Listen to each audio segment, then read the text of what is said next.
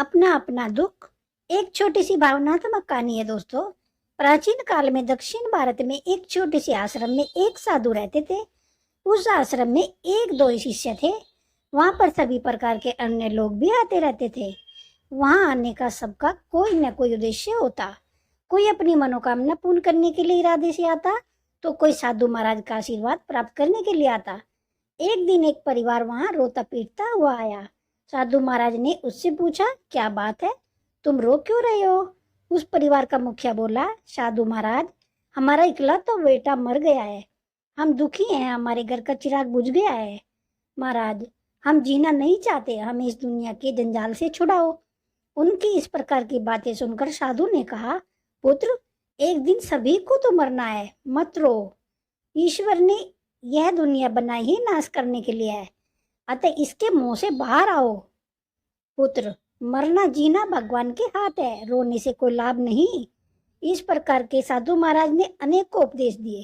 साधु की बात सुनकर उन लोगों ने पुनः जीवन की आशा का निर्माण हुआ और वे लोग साधु को जीवित रहने का आश्वासन देकर वापस लौट गए।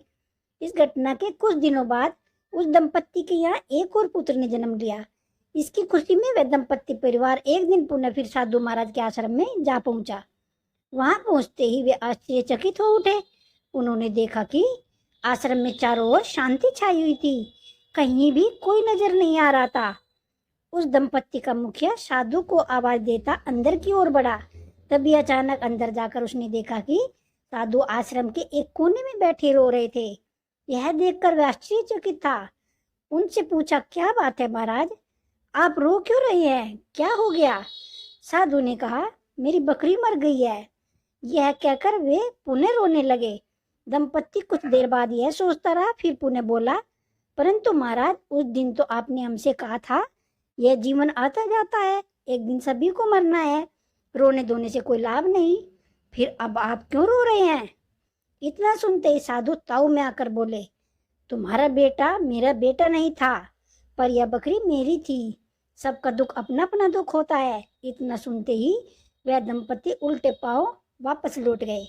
उनकी समझ में आ गया कि सबका दुख अपना दुख होता है। तो सीख यह है दोस्तों, दूसरों को उपदेश देना सरल होता है, पर अपने ऊपर जब कोई बात आन पड़ती है तो उपदेश की सारी बातें दरी की दरी रह जाती हैं। जैसे कि साधु ने दंपत्ति के बेटे की मृत्यु पर दंपत्ति को उपदेश देकर उनका दुख कम किया था, परंतु वह अपनी बकरी की मौत पर खुद अधीर होकर रो पड़ा था। इसलिए खुद का दर्द खुद के सिवा और उस ईश्वर के सिवा कोई नहीं समझ सकता। किसी को बताने से हमारा दर्द कम तो हो जाता है, परंतु झेलना खुद को ही पड़ता है। तो हमेशा उस ईश्वर पर, उस परमात्मा को याद रखें, उसका नाम जपें, क्योंकि एक वही है जो हम सबके दुख दर्द को खत्म कर सकते हैं।